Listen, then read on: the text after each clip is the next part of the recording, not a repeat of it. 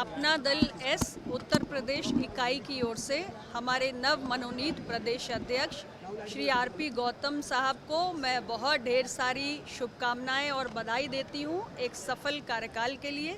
संगठन के पुराने साथी हैं, सहकारिता मंच के प्रदेश अध्यक्ष के रूप में अपना दायित्व पहले भी निभा चुके हैं और हमारे विचारधारा के पुराने साथी हैं और मुझे पूरा विश्वास है कि पार्टी के प्रदेश अध्यक्ष के रूप में अपनी भूमिका का निर्वहन भी बखूबी वो करेंगे, तो उन्हें पूरी पार्टी की उत्तर प्रदेश इकाई की ओर से बधाई देती हूँ। पंचायत चुनाव को लेकर क्या तैयारी रहेगी पार्टी की? देखिए, पंचायत चुनाव में आप जानते हैं कि आमतौर से किसी भी राजनीतिक दल के जो हमारे ज़मीनी कार्यकर्ता होते हैं वो चुनाव लड़ने के इच्छुक होते हैं, प्रतिभाग करते हैं। हर पार्टी इसके लिए तैयारी करती है।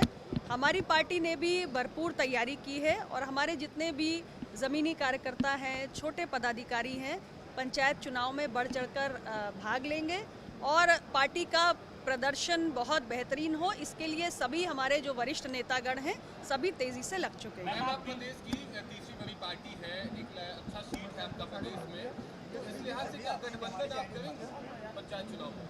नहीं, देखिए ऐसा है, फिलहाल पंचायत चुनाव को लेकर हर पार्टी अपनी तैयारी करती है और उसी तरीके से अपना दल एस परिवार की भी पूरी तैयारी है। ये एक ऐसा मंच है जहां खास तौर से जो हमारे छोटे कार्यकर्ता होते हैं, जो विधानसभा का चुनाव नहीं लड़ सकते या लोकसभा का चुनाव नहीं लड़ सकते, वो इन चुनाव में भाग लेने के ज़्यादा इच्छुक होते हैं।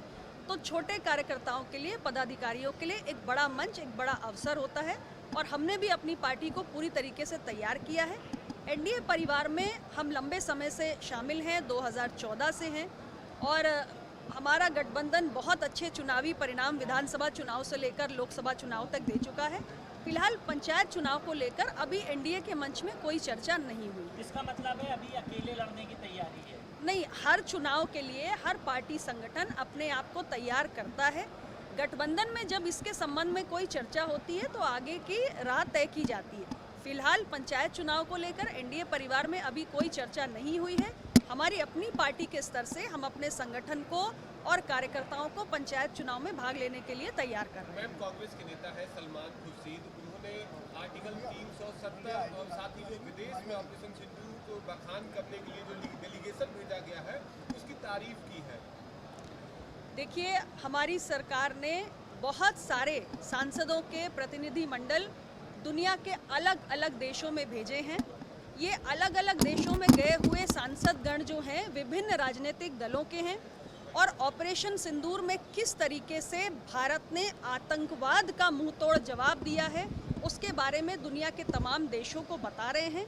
आतंकवाद के खिलाफ हमारे देश की नीति ज़ीरो टॉलरेंस की है और ऑपरेशन सिंदूर के माध्यम से हमारे भारतीय सेना ने जिस तरीके से पीओके में और पाकिस्तानी टेरिटरी में जाके आतंकी ठिकानों को ध्वस्त किया है, उससे हमारी नीति स्पष्ट हुई है और दुनिया के तमाम देश जहां पर हमारे सांसदगण गए हैं वो सभी देश आतंकवाद का जवाब देने के मसले पर भारत के साथ मजबूती के साथ खड़े हैं। मोदी सरकार के 11 साल पूरे हुए, उस पर क्या कहेंगे, किस तरीके से आपको बताया जाए? देखिए, हमारे तीसरा कार्यकाल है और प्रधानमंत्री नरेंद्र मोदी जी ने कहा था कि हमारे तीसरे कार्यकाल में हम 3 गुना तेज गति से काम करेंगे और आपने देखा कि अभी हमारा तीसरा कार्यकाल पूरा होने की कगार पे है और भारत की अर्थव्यवस्था 5वें नंबर से छलांग लगाकर जापान को पीछे छोड़कर 4थे नंबर की अर्थव्यवस्था बन चुकी है।